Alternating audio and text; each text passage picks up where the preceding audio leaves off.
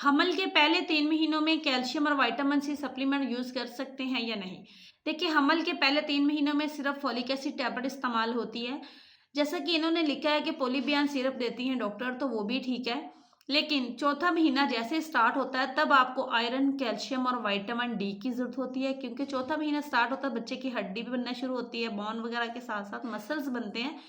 तो पहले 3 महीने उनको आयरन, कैल्शियम दिया जाता है जिनके ट्विन्स होते हैं, और या उनको दिया जाता है कि जिनको बहुत ज़्यादा वीकनेस होती है। अगर आप पहले 3 महीनों में आयरन, कैल्शियम, विटामिन डी शुरू कर लेते हैं, तो इसमें भी आपके बच्चे पे कुछ ना कुछ डिफेक्ट आ सकता है।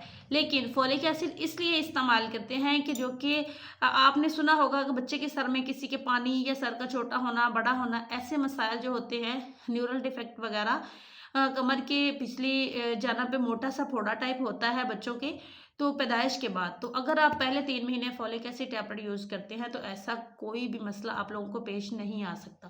तो इसलिए जैसे ही आप हामला होती हैं, पहले आपको डॉक्टर के पास जाना चाहिए। अगर आप डॉक्टर के पास नहीं जा रही, कोई रीज़न है, तो आपको folic acid tablet just syrup भी इस्तेमाल करें या ना करें। बाकी वॉमिटिंग वगैरह आती है बहुत ज़्यादा, उसमें आपको खुद ख्याल करना है कि आपने हर वो चीज़ खानी है जो कि आपके लिए और आपके बच्चे के लिए सेहतमंद है, जिससे मतलब आपको फ़ायदा हो।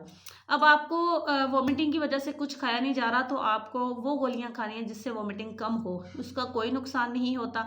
उसके साथ-साथ अगर आप कुछ खाते हैं, उल्टी आ जाती है, निकल भी जाती है, तो फिर भी आप समझें कि आपने लाज़मी खाना होता है। 10 मिनट बाद अगर वॉमिटिंग होती है, जो 10 मिनट आपने खाया हुआ है, वो उसका आपको असर हो जाएगा। मैदे वाला शरबत इस्तेमाल करें, ये नहीं कि 3 महीने बैठे रहें जी हमसे कुछ खाया नहीं जा रहा, तो ऐसा नहीं करना। जो चीज़ आपको अच्छी लगती है वो खाएँ, थोड़ा खाएँ, बार-बार खाएँ, खाने के दौरान पानी का इस्तेमाल थोड़ा कम कर लें ताकि वॉमिटिंग ना हो। स्टमक में अगर पतली ग़िज़ा होगी तो वॉमिटिंग आने में आसानी होगी।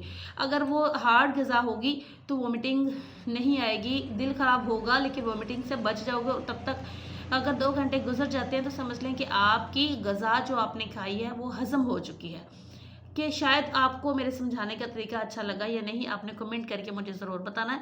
और यहाँ पे मैं आप सबसे रिक्वेस्ट करूँगी कि प्लीज़ मेरा यूट्यूब का चैनल भी सब्सक्राइब कर लें। Thank you.